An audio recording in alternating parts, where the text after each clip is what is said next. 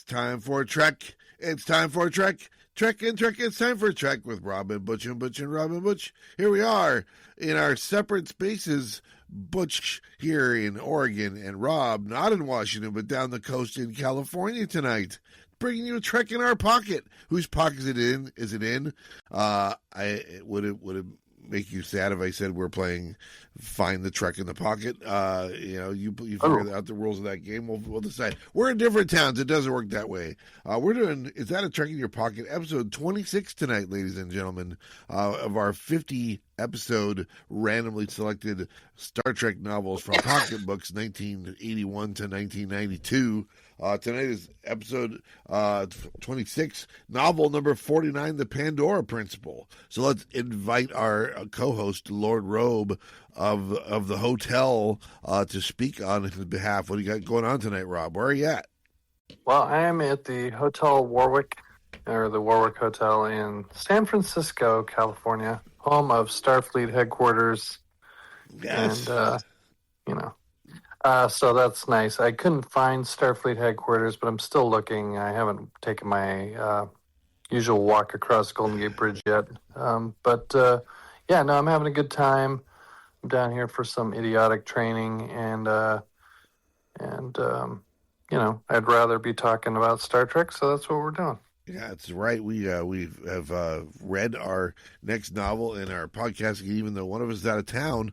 Turns out nothing like being a captive audience in a hotel late at night to have nothing better to do than to talk Star Trek novels. So again, I can do you one better than that, Butch. My headphones weren't charged, so on the plane I was like, I guess I'm reading.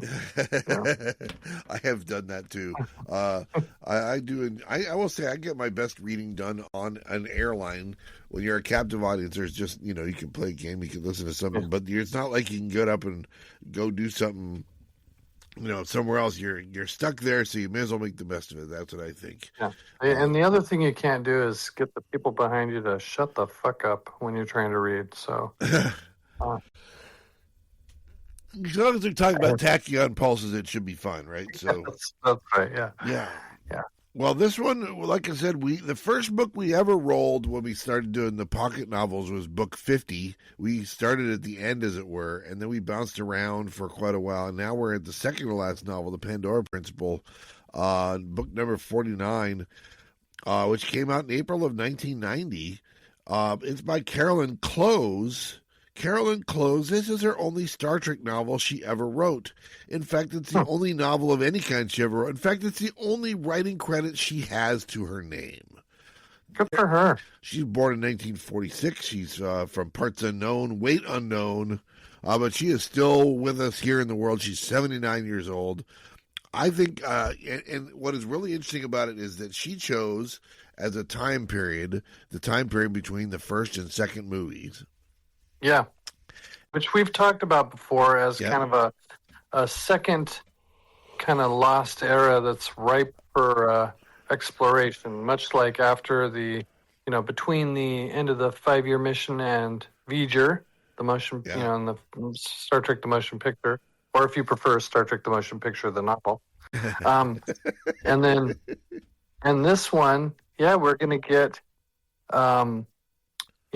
a beloved character from Star Trek 2 and 3, particularly 2, but before the events of Star Trek 2 and 3. So we're getting a younger version, and we're going to get some backstory. So I thought that was an interesting choice on her part. Yeah, it was a great choice. Vonda McIntyre, who wrote the novelizations for 2 and 3. And 4, as it turns out, which we're not going to do because it's not a numbered novel. We might do it someday. It's just not going to be part of our top 50, even though it occurred during the top 50. She intimates that Saavik is not 100% Vulcan, but in fact she's half Vulcan, half Romulan. And she also intimates that there may have been kind of a rough upbringing. And so Carolyn Clowes, I will say this for an author and Carolyn Clowes, we've read other books by people who it was their only did 1 or 2 Star Trek novels, and you're like, and they didn't seem to have a great grasp necessarily of the time period. But this is a very specific time period, and I think for the most part, she nails it. Saavik stuff, the whole Kirk and Nagura, and are you my captain or are you an admiral? And can you convince Nagura to let you be a captain again, or can't you? It turns out the wheel stops on can't in this episode, this book, as it turns out. She does a lot of stuff with that, which is interesting. That's good. And it turns out that a lot of what she develops here in this novel for background of Saavik having been born and raised briefly until age somewhere between 9 and 10, they estimate, on this planet Helgard, has been picked up by other sources. Like, it's mostly, we think of the novels as filling in the gaps, but there's also many different comic book series.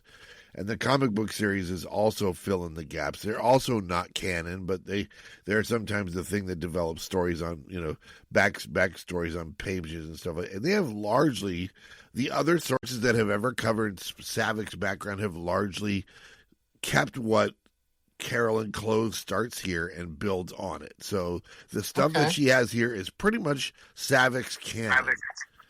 Nice. And so like I said, I was pleasantly surprised with, there's nobody thinking Scotty has red hair. There's nobody forgetting that, all these different things.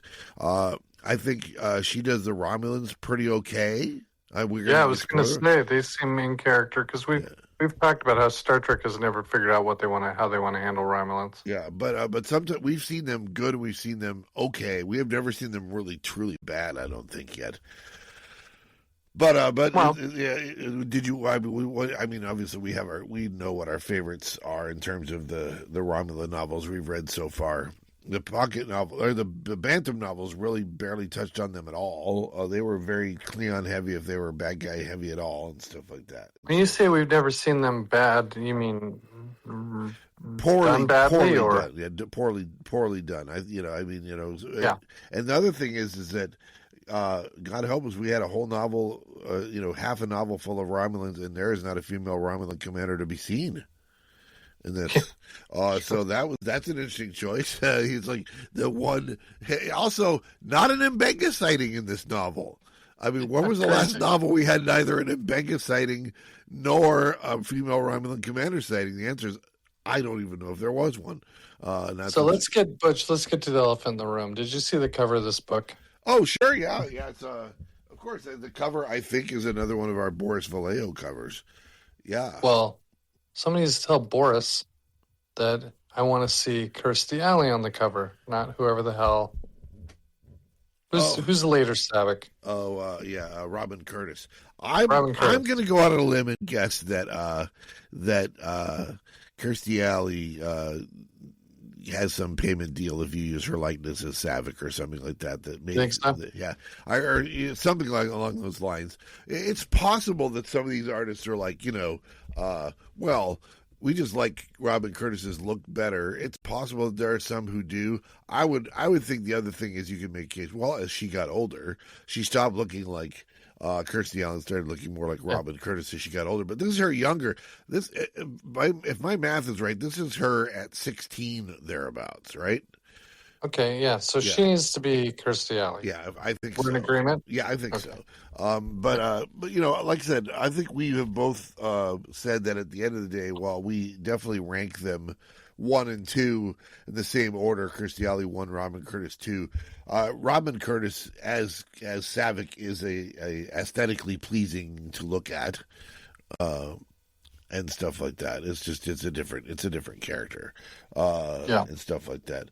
That is the elephant in the room. I will say. I think that's. So in your head, were you picturing Robin? Let me try that again. Yeah. So, are the Robin? Or are the Kirstie? I will say this. I was really picturing neither because I'm trying to picture like a little kid version of one or both of them. And of course, having never seen a little kid version of either, especially since some of what we see in this novel is very little kid, like the 9-year-old version, right? We get to see the 9-year-old version as Spock found her on Helgard. And what do we call those little brats? The Federennials. The Romulenials. Well, just because she was abducted by the Romulan Empire and born in their would she be considered not a Federation member or not? Maybe not. Well, that's interesting because I think the first part of the book goes in places that I really didn't expect to happen. We should talk a little bit about it. When they first find out the Vulcans do, it's years after they know something's going wrong. They have been sending ships to this sector, and those ships have been disappearing for years. And it turns out that when they finally find out what happened to some of them, the survivors of some of those ships, or rather the progenitors of the survivors of some of those ships, are on the surface. Right, all the adult Vulcans are dead, but they're. I think you mean the progeny. Progeny, yeah. Did I say progenitors? Progenitors is before. The progeny is after. Yeah. You're right. Yeah. Thank you for that correction. And so they find them there, and they're really at a loss for what to do. You have somebody who's like the expert on the subject, who's some old wizened Vulcan, and he's there, and Spock's there, and Sarek is also there. And it feels like, left to their own devices, the old Vulcans would just be like, yeah, we're just going to forget we ever found these people. We'll find some place nice for them, but we'll find some place not Vulcan nice for them, because they're not Vulcans. And Spock's like, we can't do that. We have to reunite them. It's like, so if to Jewel or whatever died on this ship, and to Jewel has family back on Vulcan, we need to send her kid, or kids as it were, that we found survivor, to that family on Vulcan. We unite them with Vulcans on Vulcan. They did not seem like they were on board with that, but Spock kind of puts his foot down and plays the morality card and says that's the only reason, that's the only respectable thing to do. Yeah, no, that was an interesting moral dilemma. And so, because, if you're talking about Vulcans, you're like, well, the best thing would be if nobody ever talks of this again. And if you keep these people around on Vulcan, there's no not talking about it again, right? And Spock's like, we have to be able to teach these, we have to be able to admit to ourselves that we can teach these kids to be Vulcans. And he takes it upon himself to do that with one particular one, to his credit. Yeah, no, this was interesting. Did you find any parallel with, were you thinking, it crossed my mind about American GIs? I know this wasn't exactly analogous. Yeah. Right. But it would be more I guess it would be like if your GIs were overseas and got raped, and then there was offspring. How accepting with. But which is not exactly that idea, because the Romulans especially turn their back on Surak and his teachings, right? So I would say that the Vulcans don't have a blood feud with them, but they probably, it's not that so much as they probably just look with embarrassment or disdain at the Romulans, for going the other way. And say, well, we picked our path, they picked their path, and we do not see the efficacy of their path.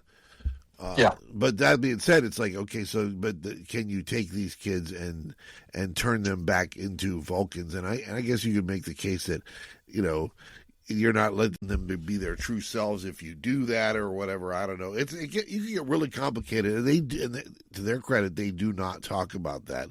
They just simply say, I think if you're the reader, you're going, take these kids home, and Spock's the one who advocates for it, right? I thought it was, and what I liked about it, it's an interesting question. It's a murky dilemma, and Spock acts like how we would expect Spock to act. Yeah. He's a good guy. And again, even Sarek is kind of I think Sarek is probably, we'll give him credit for being kind of the middle ground here. He's not advocating against it like the old dude is. I suppose Spock plus Sarek equals that's what we're doing. We can guilt them into it. I think, but it is your analogy to, I think it is analogous to something along the lines of the forgotten people after a war is over, who are left behind, and and they don't really belong in this world, and they don't belong in the world they're in. So what do you do with them? It's clear that there's no future for them on Helgard. And so it was interesting. I thought it was a kind of a banger way to start the book out. Yeah, and in such a different way. And the other, it's especially cool because it's borrowing from a character that we've already met, giving backstory to a character we've already met, not a main character but a side character, and I like that. So we're. We had become, if you're a Star Trek fan in the 80s, you're obviously grew up on some Saavik, and so Saavik's really kind of the newest of the main characters at this point. And and so flushing that out makes a lot of sense. And now, do they make this right decision to make her a pitcher on a baseball team? I don't know. I kind of had. It's funny because you had mentioned you had watched an episode of Star Trek Deep Space Nine the other day. They do make clear in Star Trek Deep Space Nine, because Cisco's a baseball fan, that the Major League Baseball died in somewhere in the 2020s or 2030s. Okay. Right before the end of the world, right before World War III, right? And so right around World War III. So like his hero is Buck Bokai of the Tokyo Giants or whatever.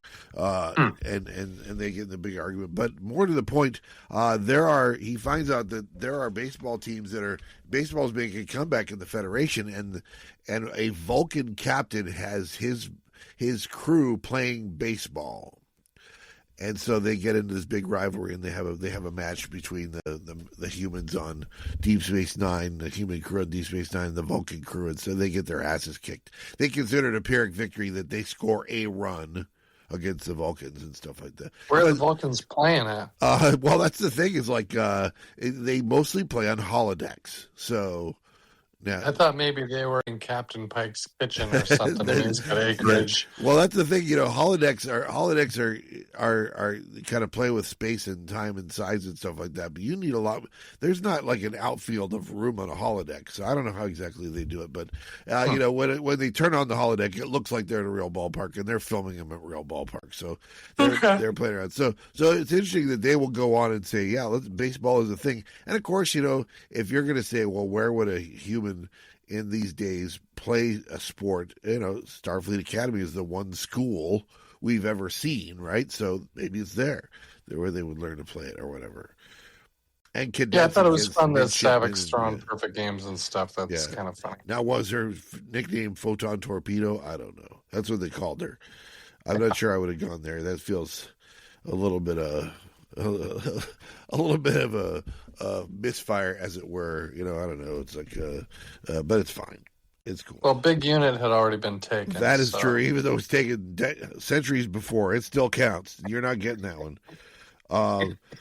So their mission. I will say that the idea of the Pandora idea here is that it's this ultimate weapon that the Romulans develop or whatever, or rather the 10, which they say is kind of like an ultra-militaristic subgroup of the high-ranking Romulans or whatever that really want war, and they're trying to take out the Federation. And they come up with this plot to sneak this device onto Earth, and then when they fuck around and find out, they'll detonate this device, and Earth will become uninhabitable. Is their plan? I think it's photon around and find out. Photon around and find out. No, so Butch, I thought they should call this book the MacGuffin Principle. Yeah. Because this is as glaring an example of a MacGuffin as anything I can remember, where it's like, and I like it initially. I don't like how they tied it up at the end, spoiler. But it was like, this is my opinion, the book is about Saavik and her mentor relationship, mentor-mentee relationship with Spock, and how she, went from this terrible upbringing to being the, kind of brash is the right word, but really interesting character in Starfleet that we're going to get to see. But there's this plot and this weapon and blah, blah, blah, and it doesn't matter. You know what I mean? Like, it really, I was like, wow, that's a real MacGuffin there, because it was cool, but it didn't matter what the reason was.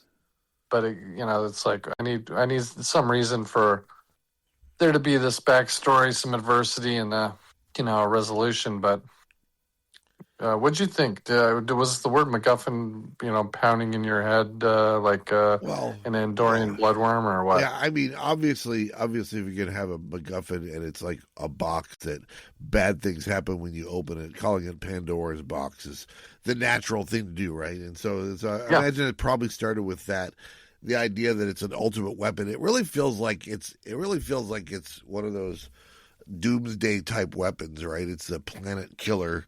The idea is, I guess the idea behind it is they develop it on Helgard itself, right? So, or at least they're manufacturing them there.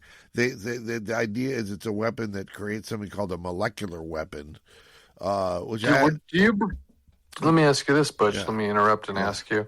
Do you think, is the author's name Carolyn? Carolyn, yes. Do you think Carolyn might have watched the Andromeda Strain the week before she wrote this book?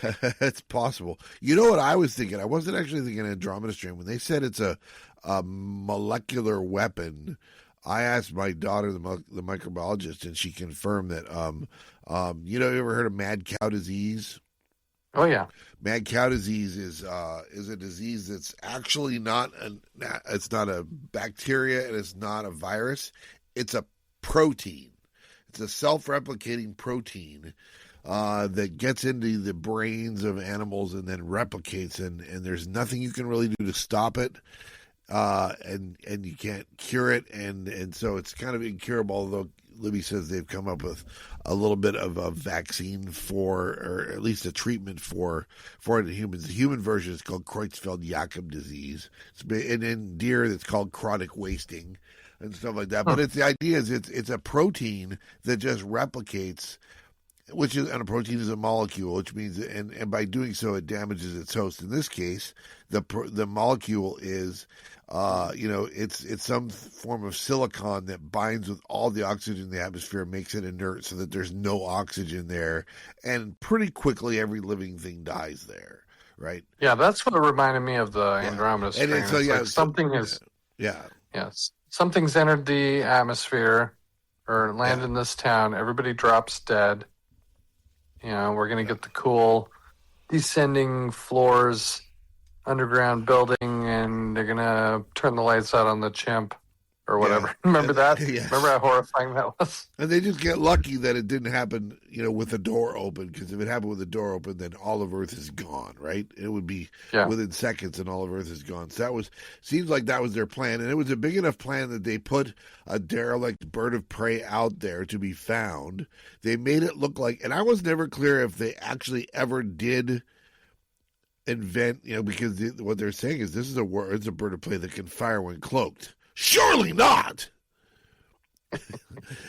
Straight out of Star Trek 6. That's what they'll say we are. Yeah, and they would be correct, because I'm not sure if they actually did or if that was just a made up story that they put. Because what they did is the Federation finds this derelict ship and they've read in the logs that that's what it can do, and the crew appears to have died because of an accident, because it can fly along at warp under. It can fly along at warp under the cloak, and then it can fire while it's cloaked, and you'd never hit it. So that's a dangerous weapon, you're thinking, that they're trying to do a sneak attack on Earth with or whatever. Yeah, we better take a look. And then it's like, oh, there was an accident, and they somehow crippled it. And so Enterprise somehow comes across it, says, well, we've got to take this back to our headquarters. We'll take it back to Starbase 10. They're like, no, you won't. You're going to take it to Earth. And the Romulan's like, we got him now, because it's all a MacGuffin, as it were, right? I mean, it's like, I thought the setup was pretty good. Yeah. I did enjoy it. So I don't know if they ever actually invented a ship that could fire when cloaked, or if they just said they did, right? We never see it happen. And you think, boy, that's scary, but the thing that they actually developed is so much scarier than the thing that they pretended to develop. So, but all that being said, whether the MacGuffin is good enough, the whole idea is, the way they set it up is that, Saavik has a vague memory of seeing these devices on Helgard when she was 9, but you can't. It's inadmissible in court, and they need proof, but she can't. He's like, "Can you get it?" And he's like, "I can't get it. We're just gonna have to go there and look." And so that's their way to get them off to Helgard, as it were. Yeah. No, she was like, they were mostly found on Helgard. Mostly. Yeah. She was. So I don't know where we are in the book, but We haven't started. Federennial or Romulan Star and Perennial Saavik is Newt on steroids. Oh, yeah. It was pretty brutal. I mean, it was real similar to the Tasha Yar backstory. We talked about that before. The kind of, but like, you know, she's real resourceful. She's had this horrendous life, no sleep, no rest, life or death every second. But she's annoying as hell. Were you getting Aliens vibes? Oh, for sure. I mean, the idea that all the adults are gone, but the discarded children still live on the planet is like, because whatever it is, it's trying to get everybody. They just don't care. They don't think they're a threat or whatever. So they just let them. They'll die off. We don't need to go out and hunt them down, kind of a thing. But in doing so, they're forging in the fires of Helgard, what could be, in another, if you're telling the story, these kids grow up to be some of the fiercest war. They're the Fremen or whatever is what you'd expect them to be in a different story. But in this case, they're just children who are starving and barely alive and really sick and healing from multiple wounds and, that never get treated. And so they're just lucky to be alive, and there's just a fraction of them left. And it's really, it turns into a much sadder story, of course, than it could be. So, everybody who's left on the planet when the Vulcans go there is ages 5 to 14. And I just wrote down they're the onlys is what they are, right? So but like I said, giving credit to where credit. So if we start in this, we can go ahead. The world is Helgard. The Romulans have a name for it, the Threerwool or whatever. It's got multiple suns, little food or water, unforgiving climate. And the Vulcans have lost 4 ships in the region the last 4 years, and I wrote down the name of the ships: Perceptor, Constant, Criterion, and Diversity. And I was like, paging Elon Musk to the white courtesy telephone. Terrible. Diversity right in there. But she gets it right, because she says they're in the Gamma Hydra sector. And Gamma Hydra sector is the deadly years, right? And who do we meet in the deadly years? We meet Commodore Stalker, and she name drops Commodore Stalker in this. I didn't even notice that. Yeah, well, it's once. She says it one time, but it's there. She did her research and figured out where to set this, and then built the story pretty convincingly around it by putting names of places and names of people that you remember from the Romulan neutral zone area, because that was the whole thing, right? Stalker tries to take him across the Romulan neutral zone to get back home, kind of a thing, from Gamma Hydra 4, or is it Gamma Hydra 2? I don't remember. This is Gamma Hydra 5. Gamma Hydra 2 exploded. So whatever. The planet is actually 872 Triangulare. That's the star. Whatever. And so I was impressed. I was impressed with the setup for this book.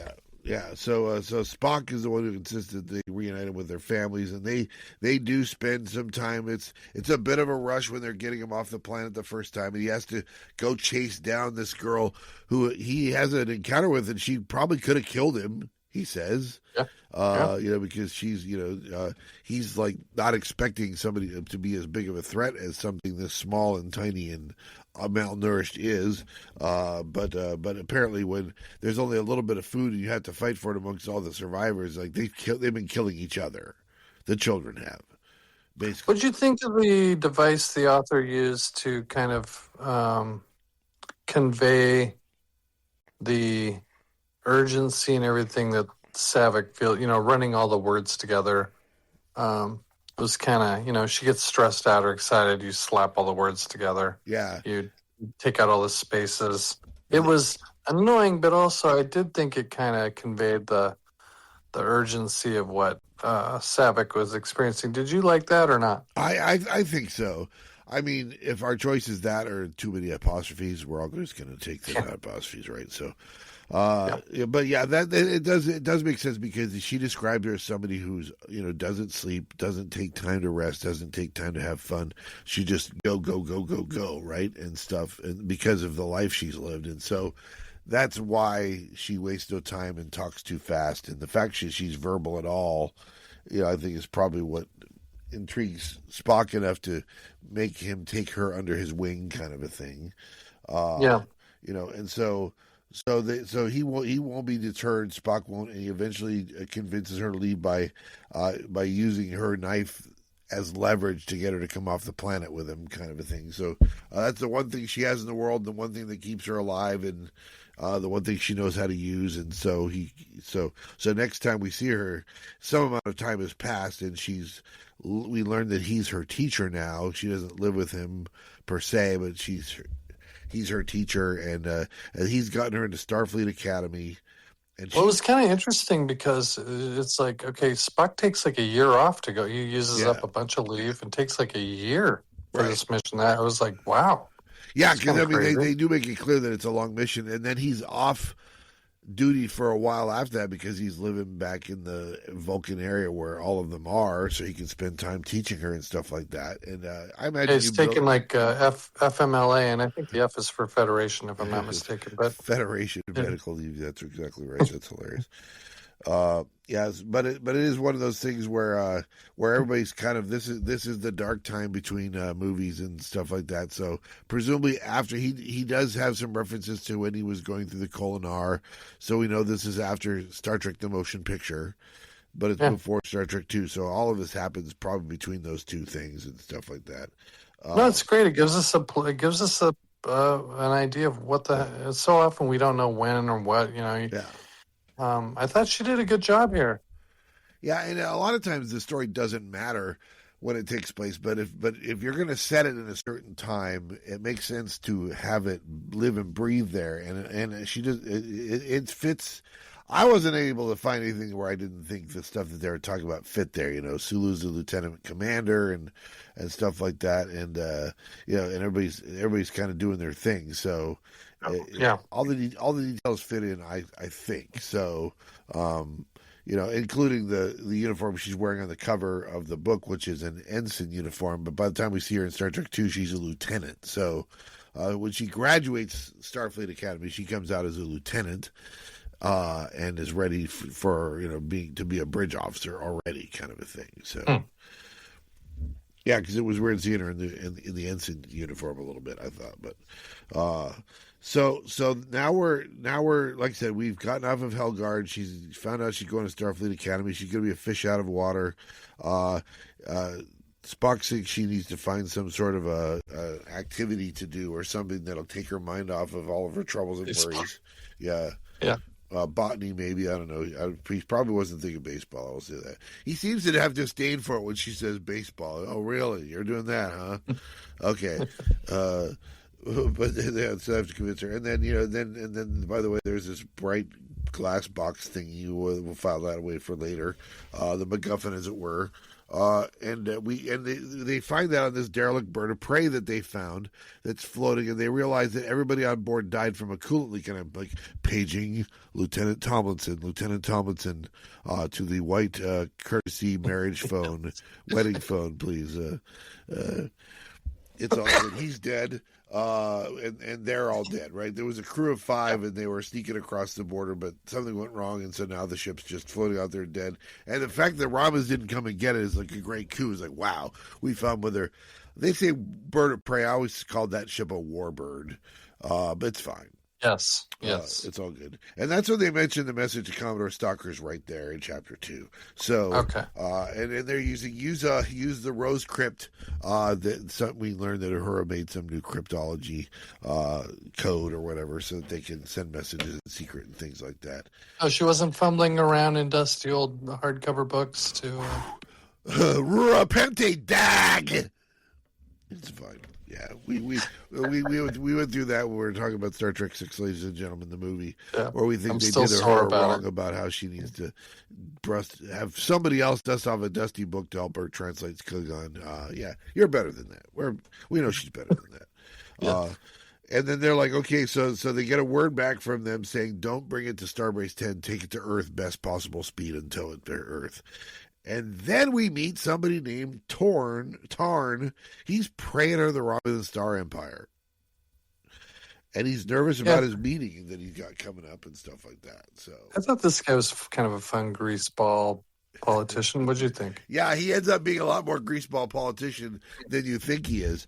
I will say that at some point, my first read through, he seemed like the guy who's like worried about what these guys are getting the Empire into. They're like, they're turning us into such bad guys that if word gets out that the whole galaxy is going to come after us and they will just destroy us, right? We won't be able to hold them all off. They find out all the horrible things we're doing, But then at the end of the day, he's just doing the whole taking side bets and stuff like that at the end of the day. So, we do learn that this whole warbird bird of prey thing is a chance to plant a device on Earth that's going to be the first strike against them. Our enemy is hasty and unpredictable, and therein lies their doom, they say. So. Yeah, that's good stuff. They just don't realize Spock's involved, so that's a problem. Spock saves the day all the time, and they never. The most undeniable force in the galaxy. That's right. Yeah. So chapter 3. Then they deliver the bird of prey as intended, and now the Enterprise is at space dock and shore leave for half the crew. Everybody's happy, and we're going to get to meet some new people. Specifically, we're going to meet Lieutenant Robert Harper and his best friend Obo. What'd you think of Obo? I wanted to hate Obo, but I have to admit I liked Obo. He's bubbly. I hated myself for liking him. Now, what are you picturing Obo? What is it when you picture Obo? What does he look like? I was picturing one of those little cute Star Wars creatures, something you would see in a Star Wars movie. Like, oh, we're gonna sell 1 million of these to kids. Yeah, this is gonna be bigger than. When we had the sheep herders licking kids on the forehead on the way to the ring. I mean, this is going to be great. Not the sheep herders, or the bushwhackers. The bushwhackers. Same technique. But I don't know why, but I kept thinking he was a penguin, and I don't know that that's what he was supposed to be. He's a Belandros. He's a Belandrin or whatever. I was picturing a mammal, but just a little adorable, always looking up at you, tugging on your pant leg, And he's got a way of talking that's just repeating letters, Benny or something like that, instead of Bobby. Bobby, Robert Harper, thank you, and stuff like so. So it's kind of cute, and of course, he's a little bit Rain Man-ish, I would say, in that he's a simple talker, but he can really tech and fix the engines, and Scotty immediately takes to him as a result of that, and so we're gonna have him save the day at some point later. That's gonna be fun. He was screaming. His description was screaming, "Save the day!" Right? Yes, absolutely. Kind of this lovable tag along that just has this miraculous ability to fix anything in no time at all. File that one away. Yep. And of course, the rest of them that they introduce are, some DeMoro, and eventually they introduce Corbett. Corbett's a hottie and stuff like that, which nothing ever pays off on that. He is like, Harper's kind of into the hottie, but, nothing comes of that. It's fine. Yeah. We just have to, you're just picturing in your mind the hottie incident or lieutenant of the week, let me ask you this, Butch. We've come across Saavik a couple of times. Yeah. Were you pretty happy that she wasn't banging David every other chapter? I know I'm getting ahead of myself. Yeah, well, but hasn't met David yet, so she's I would say she's probably young enough that she's probably not sexually active yet. So. I was pretty happy about it. I was. Yeah, it's kind of nice having her just get to be herself and not have to be connected. Yeah, I think that's true. Yeah, Saavik is a bit of an insurance risk. She likes to break things when she's, because she's exuberant or because she's curious or because she rages sometimes. She just breaks things, basically, a lot. And so she has that around. She has flashbacks and we hear, she's described as energy in constant motion. Yeah. And then she gets to beam aboard Enterprise for the first time, so that's kind of fun. And then we get some more details for now. Chapter 4, we get some more details about Uhura's new Rose cryptology. It's hard or impossible to break because it changes itself over time or whatever. They don't go into any detail. We don't need to be cryptographers to say, oh, it's a new code. It's just trust us. It's cool. Well, did you notice? There's a conspicuous name you haven't mentioned yet. We're on what, chapter 4? Yeah, who haven't I mentioned yet? There's this one guy, something Tiberius, something. Oh yeah, Like, almost absent from this now. I have my note right here. Kirk meets Ensign Richardson of the tasseled red hair. And he's like, oh, he's reading a book. And Kirk's like, Kirk's a stack of books with legs, right? Yep. And so he's like, I bet the next time I see him, I'll remember him. It's like, well, don't wait around because we're going to see him dead in a few scenes here. Poor Ensign Richardson, alas. Because we learned that there's a secret ultra secure facility called the Vault, which is where some of the scientists that are working on the little glass box that they found are going to be doing it at, is the Vault. It's one of the. You know what I thought here, Butch? So I'm reading this chapter, and Kirk is kind of, he's got this constant, mental tug of war going with Nagura, and, he's, torn between the desk and the starship still, and he meets this eager young ensign or whatever, and the guy's reading a book or whatever, and Kirk sort of charms/tricks the guy into letting him not sign the fuel consumption report or whatever the hell it was. And and I was like, okay, that's kind of fun. That feels, I could do without the Treasure Island, but it feels like Kirk. And for her to have what I thought was a pretty good feel for Kirk, and then really not use him anymore. Yeah. Was interesting. I don't know if it's right or wrong. I just thought it was interesting. I'm not even remotely surprised that you're making Spock, and Saavik the focus of the book. How many Spock-centric books have we had? But it was interesting because it felt like the author had a feel for Kirk pretty good, and yet just didn't play that card. Well, in some ways, because she has a feel for Kirk between the two movies, right? In the first movie, he's talked his way out of Chief of Starfleet Operations to back in command of the Enterprise for a while. And then in Star Trek II, he's an admiral again, and he's not in charge of a ship again, but he happens to be on a ship when something happens, and so Spock turns command over to him. But he's an admiral now, which means he doesn't get to command ships right now, no matter how much he wants to be. So part of her grabbing a good grasp on him is that he tries and fails to get his way again, right? He doesn't always get his way and get to be the guy on the ship and leading the heroes, to do their thing. So in making him sidelined, it is kind of telling his story about where he's at this point, right? Yeah. And that's an interesting point. I think that's what worked about it for me, because he does have a good grasp on it, and the fact that it's Nagura that is like, no, we need you here. You're not a captain anymore. You're an admiral. Your job and your place is here, and so here's where you need to be. It's like, you get the feeling if there are Klingons out there, they'd have sent him. That's a good point. So that's because I agree with you. I mean, like I said, just one more thing. I think she kind of has the characters down, several of the characters down in that way. Part of his journey is to have one of these where he's like seeing what life is like when you hear about the adventures instead of being part of them, right? Yeah, that's an interesting idea.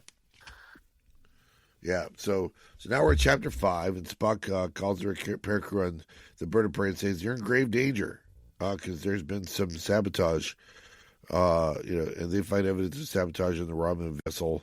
Hers talking about, giving the business to a space.com's guy, good for her. And then Nagura calls and says there's been a disaster at Starfleet. The Exo Lab has been contaminated. It basically killed a huge facility of people within seconds, right? In a way that's essentially they have no explanation for it. It's next to impossible, right? Yeah. You got this thing happens on this one level, and 18 levels below, poor red-haired Ensign Richardson books on legs dies 14 seconds later 18 levels below. They're like, nothing can get down there and kill him that fast. I mean, I don't want to say it's fast, but even World War Z couldn't have killed him that fast, Rob. It was like tachyon beam fast. It was tachyon beam fast. That's exactly right. It's like solar sail to Cardassia fast. That's what I'm saying. Yeah. So that's how fast it was. But so now they're like, and they're like, they suspected it was this device that they had found, and they had found 4 of them on that bird of prey, which means some of them are still there. So don't mess around with the little glass cases. If you would mind, just please cover those with bubble wrap, and we'll get back to you. Well, it was scary if Spock had played around with this on the way back to Earth, the Enterprise crew would be dead. I can imagine him tinkering around with that the way he tinkered around with his little remote control from Spock's brain, that kind of thing. In the next episode, he's tinkering around with that. Also, it's an excuse to introduce a couple more people we're not going to really see much of. Isla Rand, who's an exoscientist, and Ensign Maxim Kinski, who has an A7.1 computer rating, Rob. Yeah, that was pretty damn good. I was like, ooh, that's, I noticed before Kirk, that's damn near Spock. The Spockosphere. All we know is that Spock has an A7 computer rating, but it turns out Spock has an A7.6, and this guy's an A7.1. But he's only an ensign, for crying out loud. So he's like the kid in my 12th grade trig class who they bust over from 9th grade at Clare Gale Junior High. We had this guy who they bust over to be in. He's a 9th grader. They put him in my 12th grade trig class. And he had a shirt that said, "Real mathematicians know that 2 + 2 does not equal 4." And we're like, well, I'd like to argue with him, but fuck if I know. I stuck taking his word for it. The other one that said pi r squared is like no pi around kicker squared. Do you want to hear the lamest shirt I saw so far walking around the streets of San Francisco? Yes. So I'm at the American Psychiatric Association annual conference. And it's been beautiful weather, really beautiful, 75, sunny. So the town is bustling. And I was walking, it wasn't today, it was yesterday. Because there's these like hour and a half gaps between the lame classes. Yes. You take a lame class, you try to stay awake for the hour and a half, and then you have like an hour and a half break. So I'm doing a lot of walking around, which is awesome. But because no matter how hard I try to avoid ending up having to go over a hill, I always have to get back to the conference. I'm like, damn it, how did this happen? There's no way to not go over a hill. That's right. So I was behind another pedestrian, and it said, "Dear person behind me, you are important, and the world is a better place with you in it. Sincerely, the person in front of you." And I wanted to go make a shirt that said, "Dear person in front of me, shut the fuck up with your stupid." Yeah. Thank you for the general platitude, asshole in front of me. Fucking platitudes. How do you get your arm through the sleeve, patting yourself on the back for however platitudes, nice you platitudes, orange whip, platitude. Yeah. I was just like, oh my God. My eyes rolled back in my head. I almost fell over. And you know what I found out today, Butch? If you wear a Seahawks Super Bowl champion shirt on the streets of San Francisco, you could take a beating before you get to the conference. Luckily, nobody in San Francisco is going to start a fight. Yeah. I was getting fuck-offs. I was getting, you've got shit on your shirt. I was getting killed. You're a little salty. Yeah, that feeling's probably a little bit raw this year, especially. So yeah, I can say that Santa Clara's big brother is a little sore still about the results of the NFL season that ended earlier this year. Yes. But the wound is still fresh. That's fun. Yeah. Well, good on you. I was wondering. So the average person attending a conference like this, what are you wearing on a day-to-day basis? What are they wearing? Are they wearing blue jeans, t-shirts, shorts? They're all wearing suits. They're all wearing suits. What now? You may say, Rob, what kind of suit are you wearing? Fault t-shirt. Yeah, you know it. Yeah. I'm like, I don't know anybody at this conference. Fuck them. I'm not aware of a dress code, but there sure seems to be one, an unwritten one. I go to those, and I think the general consensus is if you wear a blue jean polo shirt, you're fine. Anything blue jean polo shirt or above is fine, I think. Yeah, and it might I've even, been the Romulan rape stepchild of the conference for sure. There's hundreds and thousands of people, probably not hundreds of thousands, but there's a lot of people at this conference. But I'm the asshole in every group I'm going in because everybody is wearing a suit. Well, yeah, I'm a big fan of not following the crowd on that. So we're on the same team, especially in lovely May weather. Are you kidding me? Yeah. All right. So I don't know anybody, and I'm not a psychiatrist, so I'm not trying to network. That's right. All right. Back to the action. Chapter 6. Right. They decide that Spock urges them to take action and close Hellguard. Earth is closed for business. Nobody's going in or out right now because of the tragedy that just happened. We realize that the weapon that they're using is molecularized. All the oxygen was silicon. There's zero oxygen left. It's very fast. You know what it was, Butch? What's that? It was space beets. You know how if you get beets, red beets, and it doesn't matter what else is on your plate, it turns into red beets. Everything goes red after a while. Yeah, exactly. I thought you were going to say asparagus. Every time you take a piss after you eat asparagus, No, I never noticed that for some reason. Really? But no, it's red beets, and so you can see what a danger this is. And I don't know where Life City is in California. I've been looking for it. Yeah. But have we gotten to Life City getting destroyed yet? Literally, Life City is what just was destroyed, yes. That's what they're talking about now is then the destruction, the tragedy of Life City. And Lieutenant Harper's mom was there, for example, and so he's dealing with grief. What'd you think of the choice of Life City? You wonder what exactly is going on in Life City. I think we've talked before, I don't know if it's this or something else, but we've talked before about the concept of an arcology. An arcology is a self-contained community where it's like, it's a single building it's like the Vegas casinos that are so big that everything that needs to be in them, they have commercial, residential, industrial, all inside the single building and stuff like that. If it's something like, a self-contained, self-operating enclosure that holds everything, you can see them giving a name. It's like it's a biosphere, right? You can see them giving it a name like Life City or something like that, maybe. But why are we having a biosphere on Earth in California? I didn't understand that, but because there's biospheres on Earth right now. Of course, they're on Earth right now to kind of prove that someday we can go into space and live in space in a biosphere, right? But in Federation times, we don't need to prove on Earth that we can do it because there's moon bases and there's Mars bases and there's all these other bases.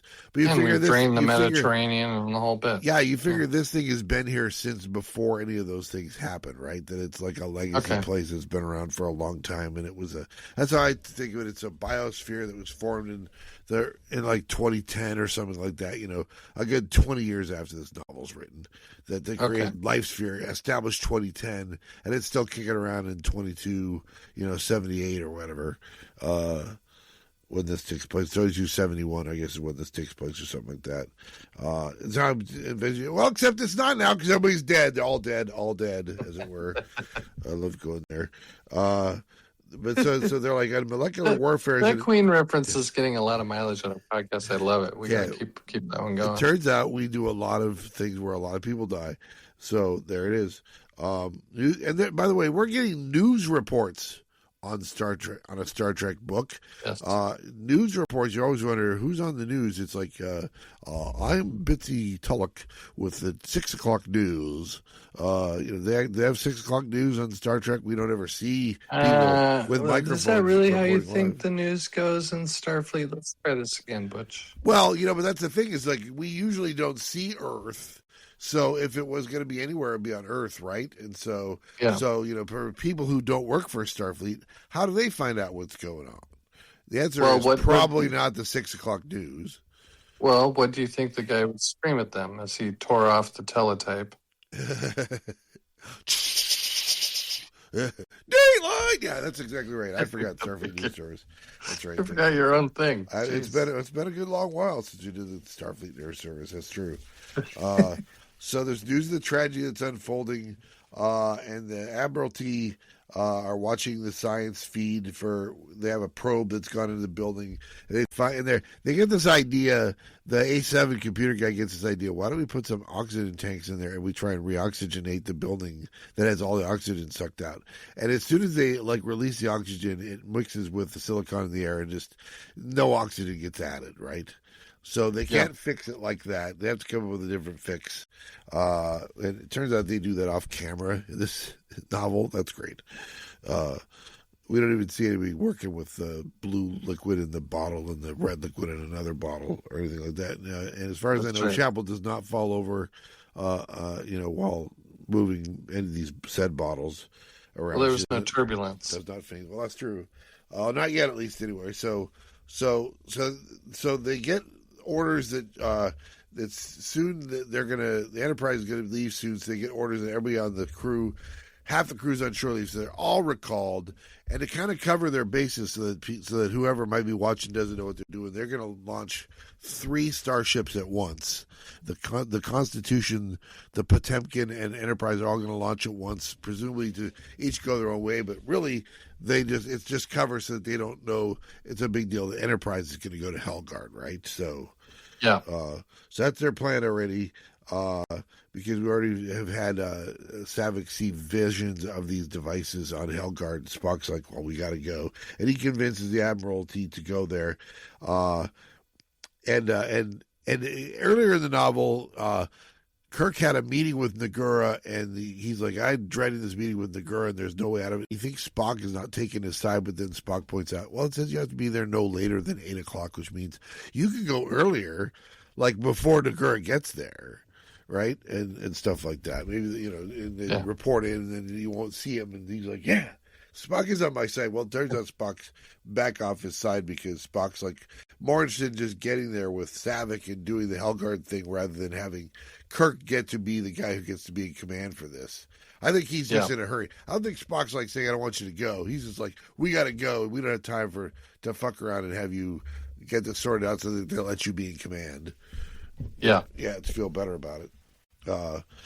He won't be going on the mission. It's Nagura's orders. Spock's going to command the mission. And I was like, oh, that's going to sit badly with him, is what it's going to be. Yeah.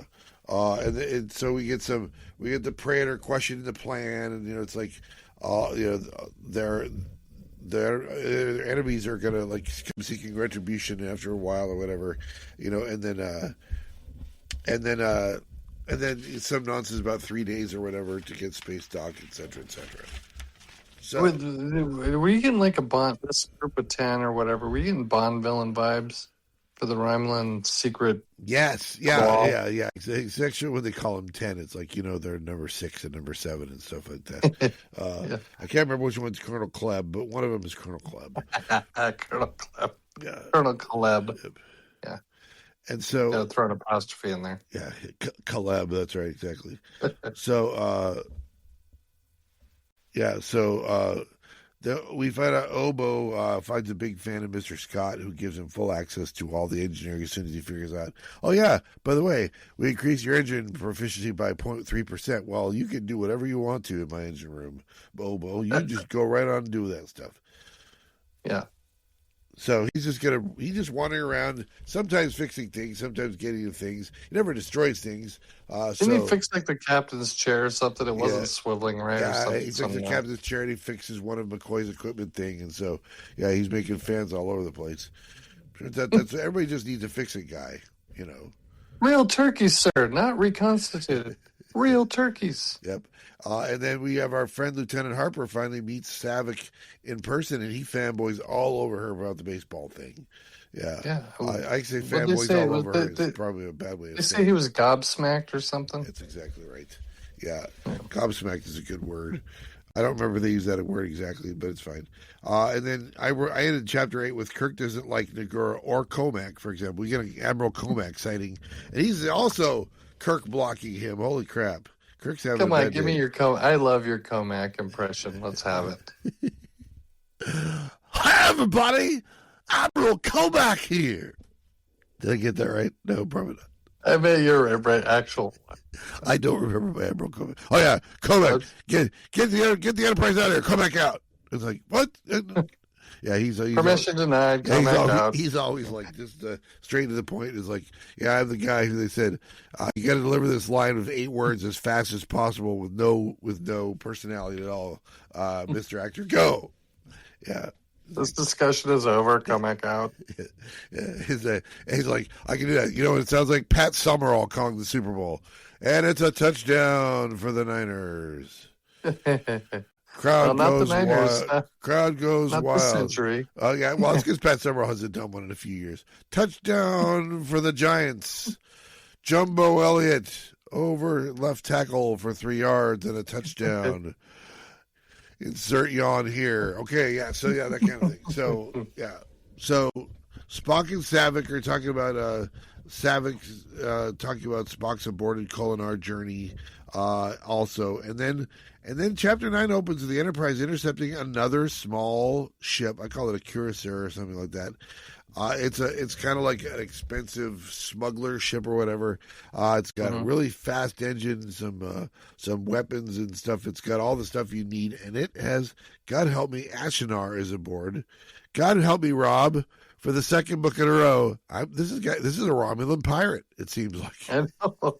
I was like, okay, we got D'Artagnan or whatever his name. As soon as we establish there's Romulan pirates and Blackfire in the last novel, they're reinstating. Yes, we still have Romulan pirates.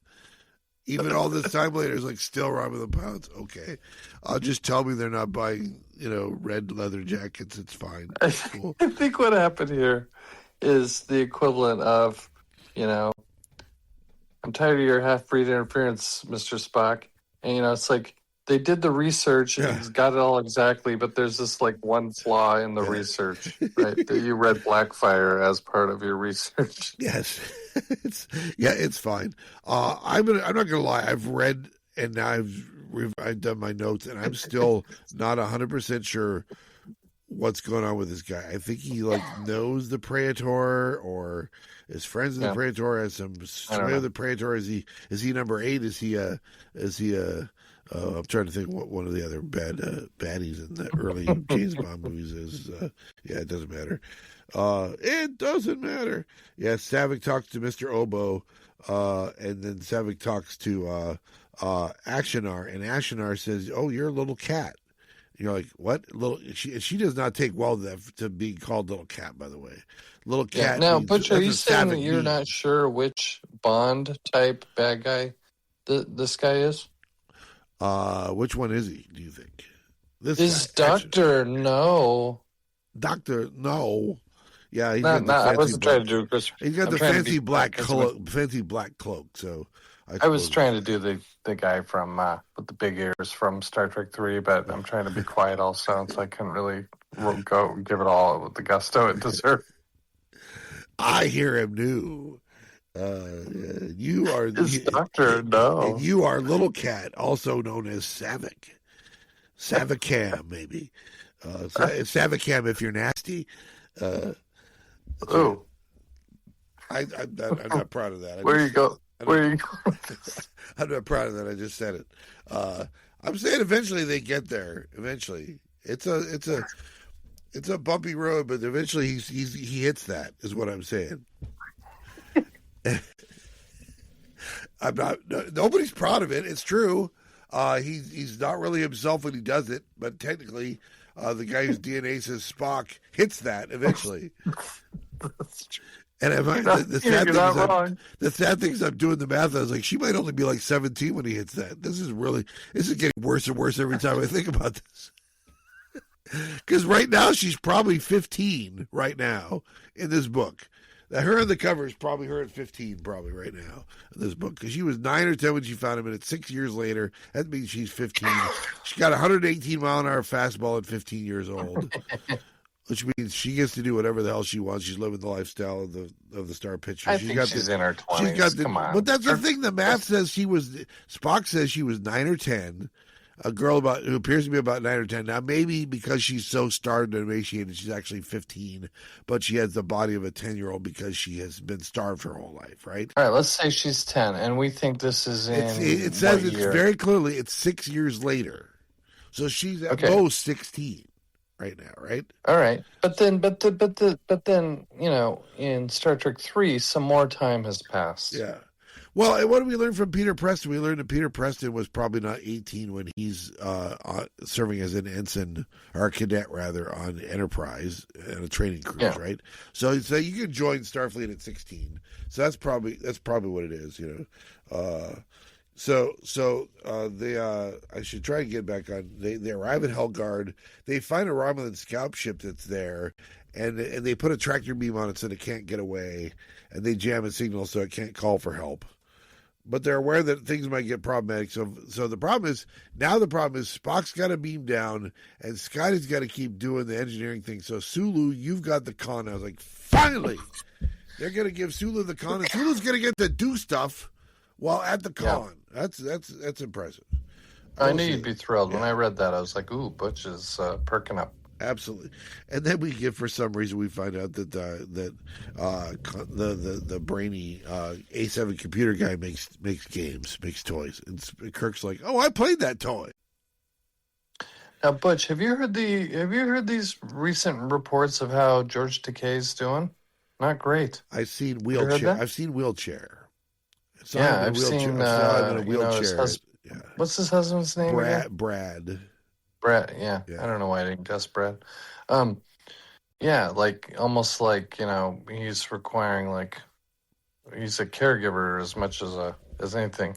Yeah, I saw him being interviewed. He was in a wheelchair, but he was being interviewed, and he sounded like he had his faculties and stuff, but he was in a wheelchair. Okay, good. So because we're meeting this guy in 2 months. We're getting a photograph taken with this guy in 3 months, and if he's in a wheelchair, we get a photograph taken with him. I'm fine with that. Yeah. Do I want to be sword fighting him in my photo? I do, but I'm going to take what I can get. Yeah. Well, is he going to blink once or twice in his chair when we ask him? Like I said, I will say this: the interview I saw with him, he was talking about being a internment during World War II. So he can still tell his stories, at least for what it's worth. Okay, good, fair enough. That's all I want. Just make it 2 more months, George. Just 2 more months, buddy. All right, so now back to Helgard. Spock and Saavik are on the surface. This is the part where I think she does a good job of making, not all the books succeed in being scary, but there's some nice scary moments down there. She paints a picture about what Saavik is going through mentally and stuff like that, and trying to separate what happened in the past from what's going on now, and it's pretty freaky, I think. Especially when she meets the old blind guy who's in the black cloak down there, and you're like, okay, is it a coincidence that the Romulan bad guys on Helgard were wearing black cloaks and Ashinar shows up in a black cloak? Are we supposed to draw some sort of conclusion from they're both wearing black cloaks and they're both Romulans? I don't know. Yeah. Doesn't matter. I don't know either. I'm still not sure what the fuck Ashinar is doing. It doesn't matter. It doesn't matter. So whatever it is, Saavik decides she really wants revenge for all this stuff. She's having the nightmare stories that involve running and knives and all that good stuff.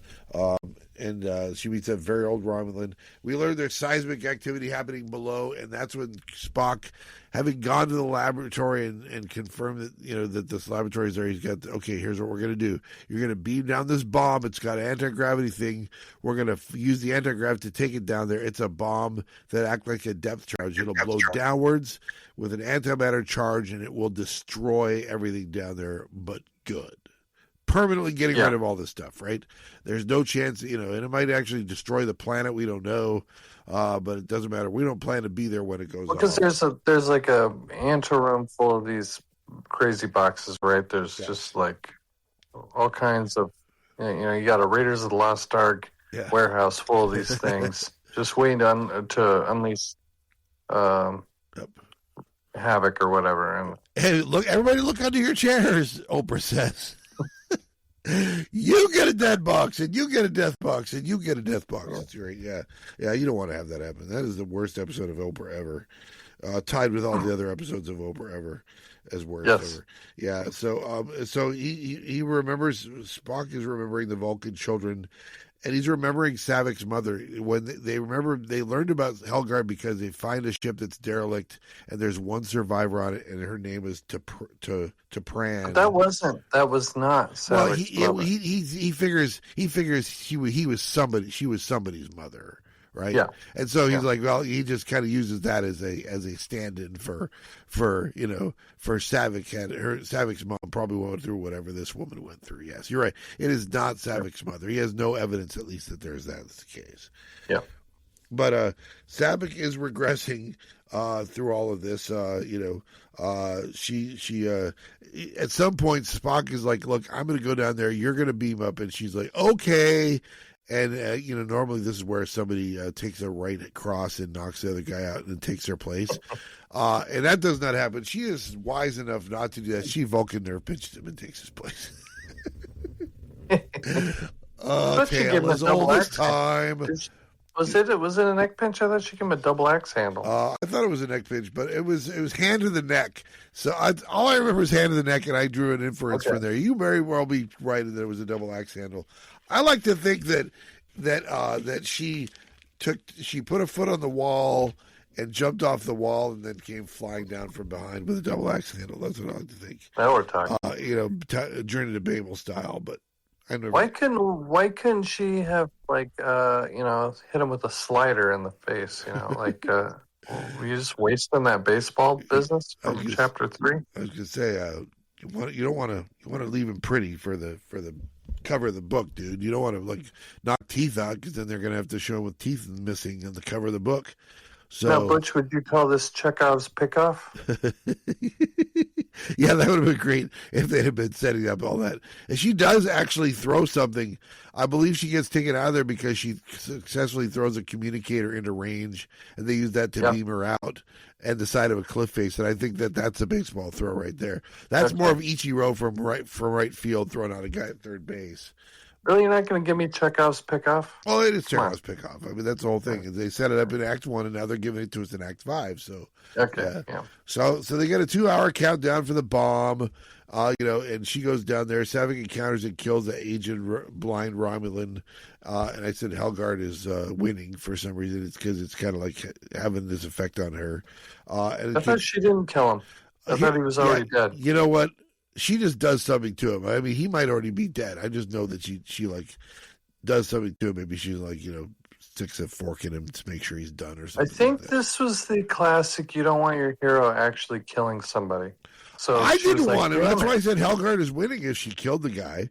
Although you can sense that the guy deserved it, but it's fine.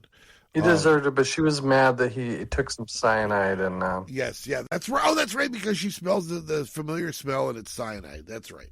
Yeah. He killed himself. That's right. Yeah. She probably kicked him while he was down. And so she is rescued by the transporter by throwing the communicator, and and I was like, it was a very photon torpedo of her right there. And as the ship departs, the bomb detonates. The planet falls apart, and I wrote McCoy snorts. We made it. There was one book that we did. I don't remember what book it was, but the author used the word snorts 7 times in a 3-page stretch. Yeah, I remember that. And so we made it to page 255 out of 272 before somebody snorts. So I made sure I wrote down, mark it here, page 255. Somebody snorts. Yep. I don't know why it's a big deal, but that one author ruined it for me forever. So the Romulans arrive with their force, and I don't think there's any reason in English literature for you ever to say someone snorted, unless you follow it up with the word derisively. You have to say he snorted derisively, and then you get to do it once, and you don't say it again for the rest of the novel. And by the way, just don't use it for your nenext novel either. I think that's a good rule. Yeah, we're in agreement. Yeah, okay, we're good on that. So then the Praetor arrives. He's got his flagship. Hold on, Butch. You may not use snort. Comic out. Snort is off limits. Come back out. Okay. Yeah. Because I forgot to mention what happened is that little Romulan scout ship submarined Enterprise by self-destructing while they had a tractor beam on, and it shut off all the power on the Enterprise. Yeah. And that, by the way, is not good for when you have a Romulan battle fleet coming. No, and I was slightly annoyed because when they do come, they give 20 minutes of 20 minutes. Well, they're like, our shields are only going to hold out for 20 minutes. I was like, get 3 Romulan ships? That feels wrong. Yeah, you know what? I was like, I guess I got, kind of spoiled in the 90s with, all right, we got blasted twice and we're down to 65%.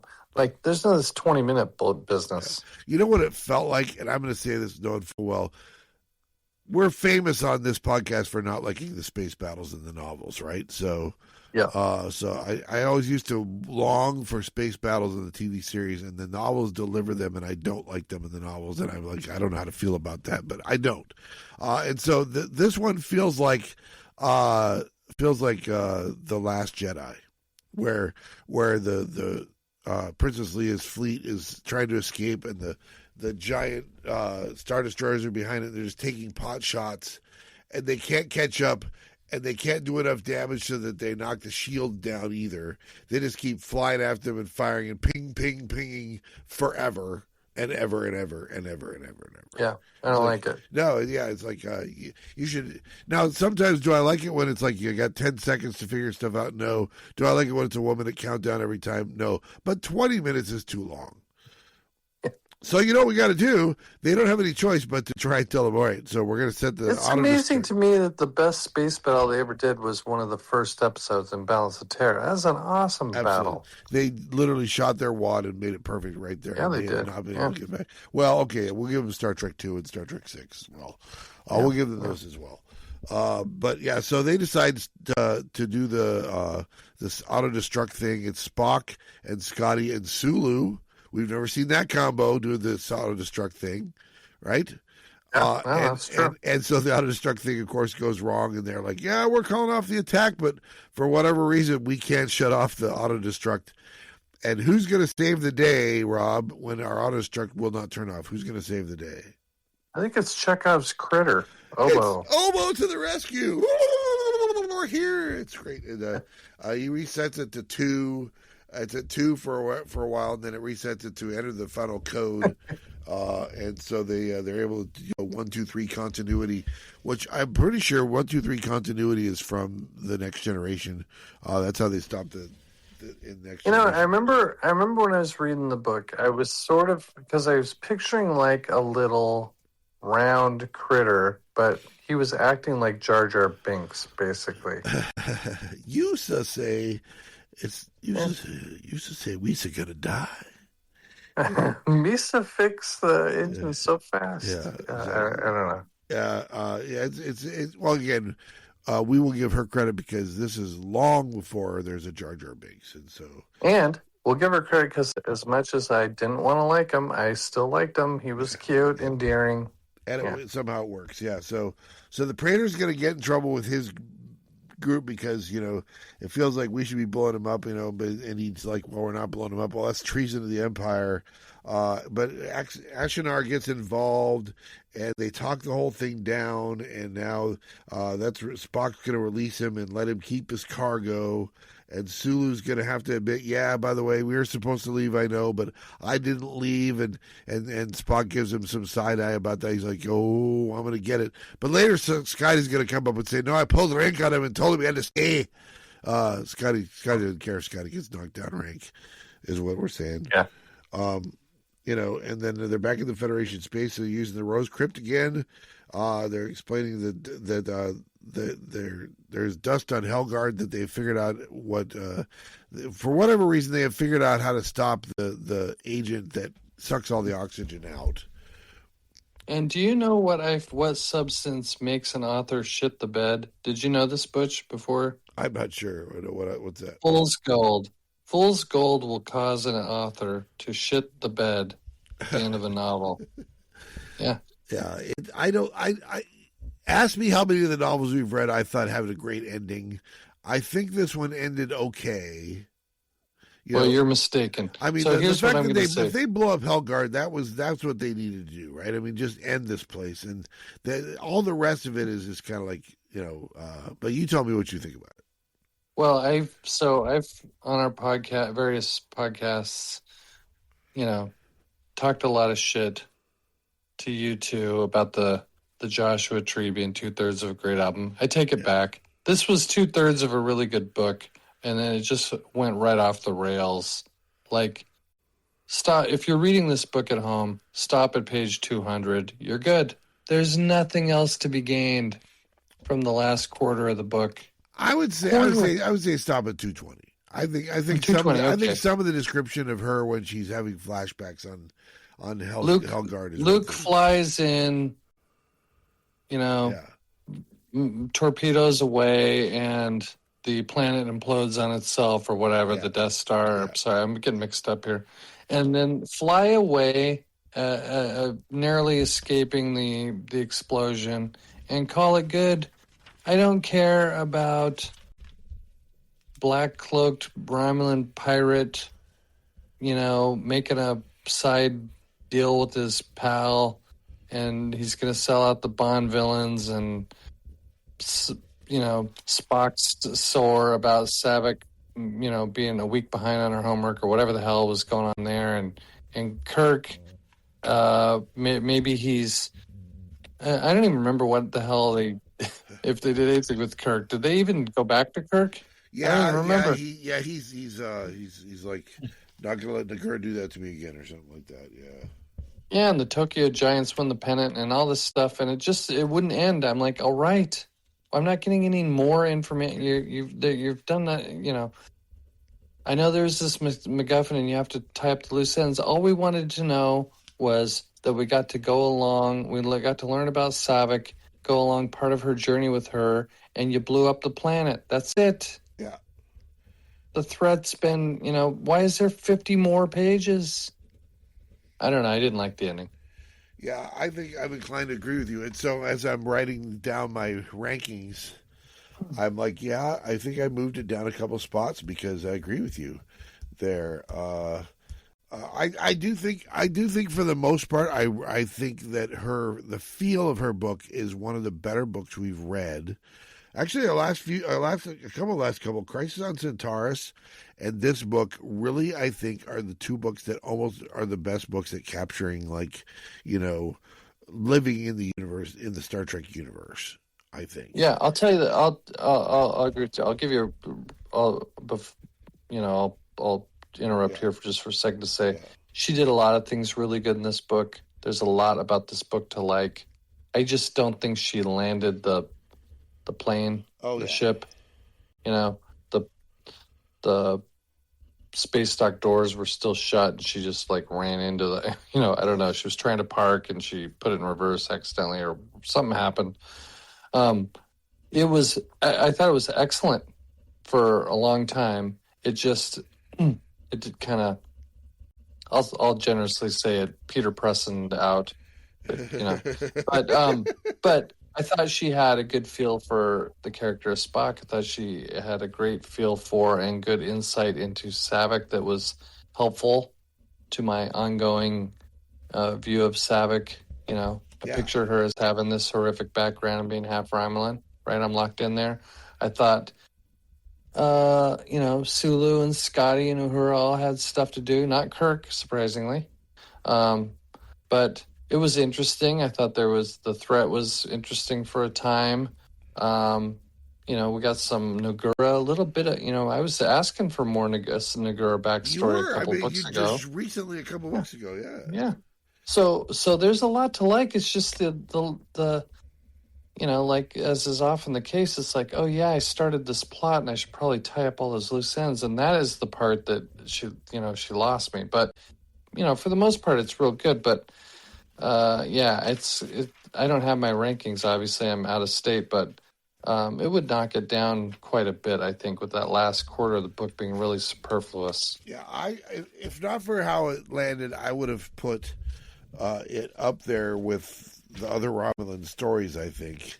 I have Romulan stories at 1 through 4 on my list. My Name and My Ally, The Romulan Way, Web of the Romulans, and Killing Time, my top 4. And I was like, at some point, I was like, I could see this at 5. But it ends up being at 9. I have Ishmael and above it, and the 3 novelizations above it.